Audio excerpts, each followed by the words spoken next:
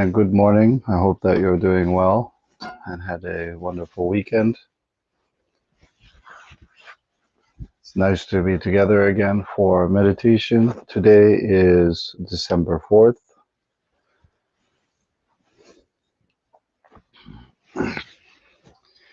We're very much into the water element of this season. That means that as we go into this particular season, you may see and feel some changes in your body, such as slowing down, becoming a little more internalized. I believe the word is penitence, being more penitent, like thoughtful thinking more deeply. Um, this can be very good if you understand how to use and, how do you say, support this with spiritual practice. But many people, not knowing what's happening to them and kind of just going with the flow, not being so involved with it, sometimes find this time very depressing, as what starts to begin in fall, which is a metal oriented of the elements, turning into water. It's interesting to see the transition between metal and water. Water is because metal, which is of the Chinese or a Chinese style of elements, the five elements, is it because like condensation on metal becomes. So that is why it follows metal in the cycle of the five elements. They create each other.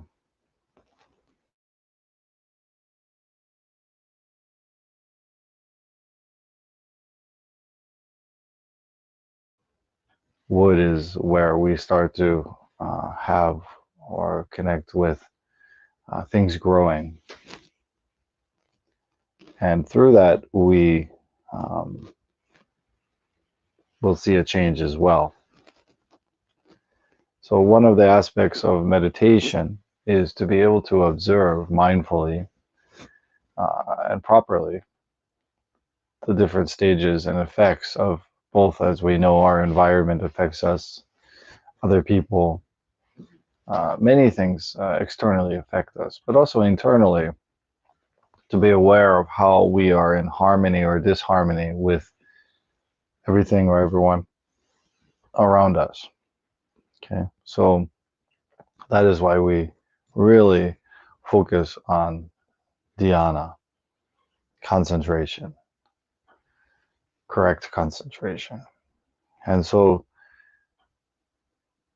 as we have stated before, let us continue this practice with mindfulness by going through the same steps. Now, the reason why I teach it like this at this time is that to demonstrate. That is the purpose of transmitting meditation to people. Sometimes people think you can get this in a course, but actually it takes many times of repeating, and then also repeating it with someone who has studied it and is able to transmit it. That is a very important element that people are not able to comprehend or gain through books. This is something that we have to use in order to balance our nature, our, how do you say, temper our thoughts, temper our emotions. And it's not a matter of denial. So it's very important to know that we are not pushing it down further. But as in Carl Jung's works, the idea of the shadow, those subconscious things that we have kind of pushed down or that we're not aware of, bring them to the surface and integrate them into our lives properly. So we have to change our mindset that instead of an avoidance of challenges, we are very happy to go into those dark places, those kind of grayish places, and observe our life. Okay, so that's very important. So your body's a little stiff. Stretch our body a little bit. Especially during the cold months, your body may become stiffer in the morning. And we're going to go to an angle along our leg if we're sitting on the ground.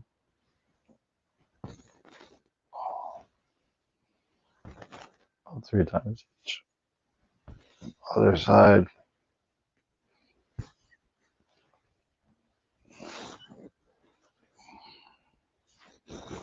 Good, and let's do a little twist to the left and to the right. Your shoulders are tense. Tighten them up. Hold them and let them drop. One more time. If you're sitting on a cushion, make sure you have 3 points of contact, your knees and your backside. The other is that if you're sitting in a chair, the same works required, but just make sure your feet are flat on the ground, so you may have to come up further on the front of your chair. It's not essential that you sit on the ground. Okay. So let us first sit in our posture, put our hands in Hokai Join, relax our body, and let's just check in for a moment here. See how our body is. First, we go through our mind. Is our mind clear? All right, then we see, how about this environment? Is it cold? Today's a little colder. Yesterday was warm. Sometimes that confuses the body. So going, undulating between cold and hot can sometimes cause illness for people if they don't have a properly balanced system and address accordingly. So it's very important for that aspect of mindfulness. And then also let's take a look inside our mind again. Is it cloudy, foggy,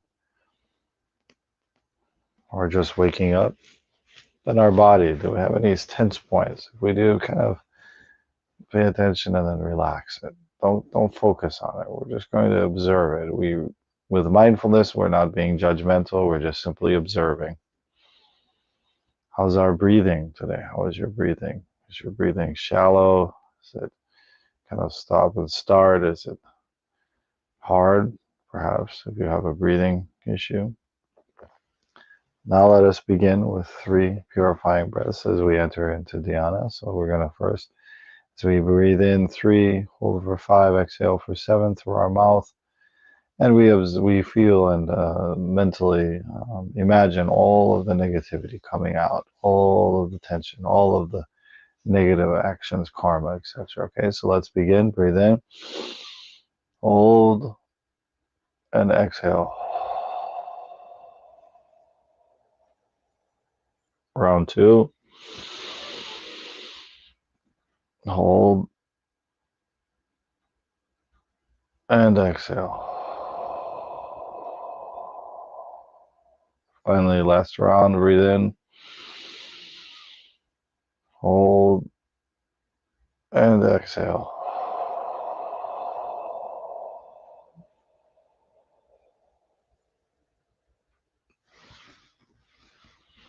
This time, let us sit up straight, tuck in our chin, close our eyes gently, begin breathing, exhaling and inhaling through our nose with the mantra Nama Myoho Renge Kyo. So we stop. As we hear the bell, let our minds melt into concentration as we focus on the Daimoku.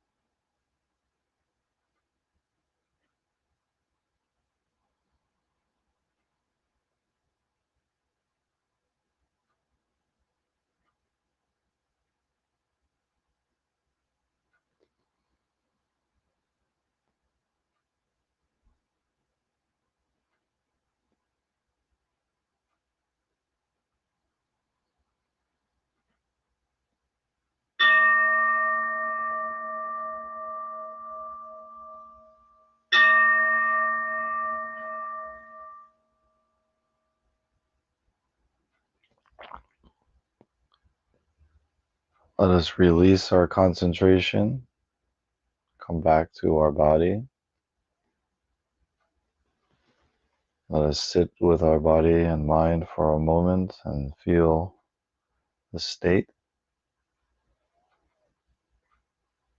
of our concentration and insight meditation.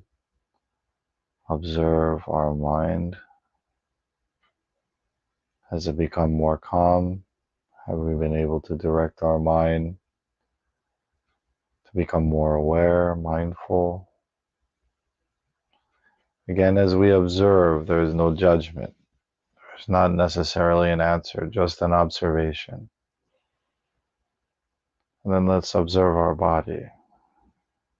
Did we relieve any tension? Does it feel as if it's balanced? My mind becomes clear and one-pointed. My body becomes relaxed and balanced. My breathing becomes smoother rather than harsh. It's a very comfortable state of awareness.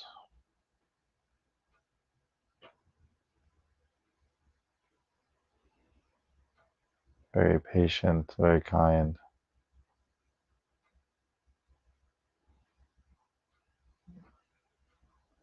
Let us keep this state with us to become aware and use mindfulness through our day. With that, let us bring our attention back to our body. We'll start to move our hands, our toes, fingers. Rub our hands together, place over the eyes.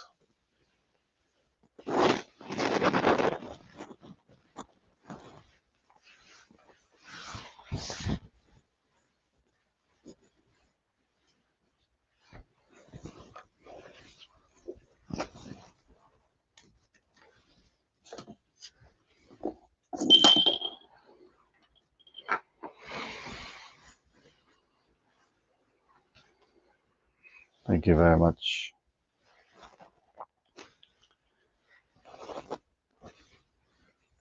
We as humans can be caught up in our thoughts, our self-made crisis.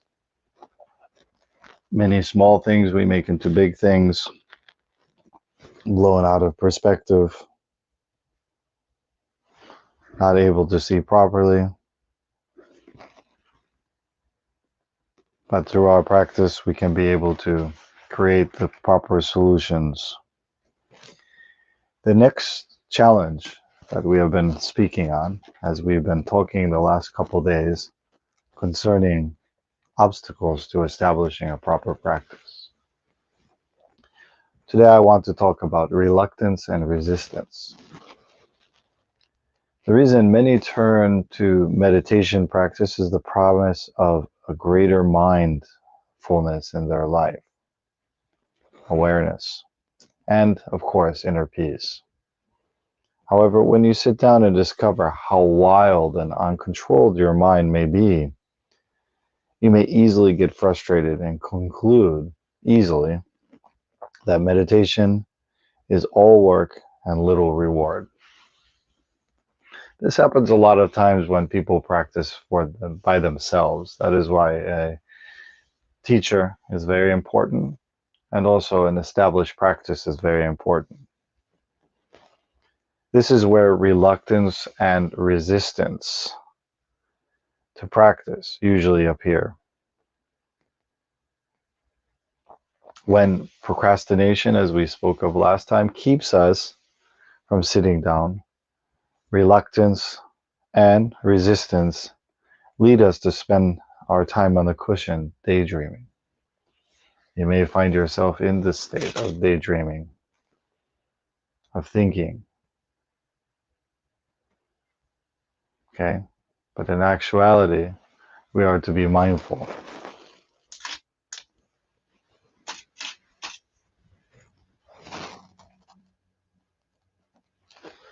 In other words, you'll do almost anything to avoid what you now think is a boring activity. So once you have not practiced, then spent the time and dedication to see the benefits, you may consider this a boring enterprise, difficult, and even unsatisfactory. The keys to overcome reluctance and resistance are inspiration and motivation. That is why it's very essential to see the before and after. Small victories of meditation, the small changes in meditation, be observable. Now, of course, not everything is changed in one day, right?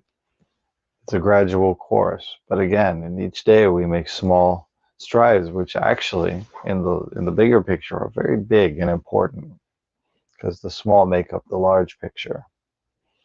When you first start practicing, you'll need to get your inspiration from somewhere else. Once you start making progress, your own success provides motivation. So that is the purpose of these practices, is that to help encourage you that such a practice can benefit. My life is a wonderful example of that. My practice of Buddhism has sustained me through so many challenges. And that actually, I wouldn't be teaching this if this was not true. This state is attainable. The promise is, as unfortunately many traditions and meditation practices and religion, etc., sometimes I don't know how much is able to be received. So as people spend their entire lives devoted to such systems, but may not receive what they originally had wanted. Maybe that changes. That's okay as well. But with the practice, meditation, mindfulness, together with the Daimoku, the sutras, we are really, I can only speak to this because this is my practice, but this allows me and allows my life to be a life of mindfulness and dedication. So as I practice, of course, at the beginning it was very difficult, but then as I experienced the change, I also got confirmation from other people as well that know me very well, usually your close loved ones. They can see the change. Hopefully you have people that are supportive of your practice and not in resistance themselves. That's also the reason why a sangha is important, a community of practitioners, because to get actual feedback and to actual share information as well, share practice, support. Very important, especially to reluctance and resistance. So hope all of you will have a wonderful day and establish yourself today in mindfulness and dhyana, awareness, concentration. Live a life full and established in the goal of samadhi and awakening. Let us chant Daimoku 3 times. Namu Myoho Renge Kyo. Namu Myoho Renge Kyo. Namu Myoho Renge Kyo. Thank you very much, everyone. I hope you have a wonderful day.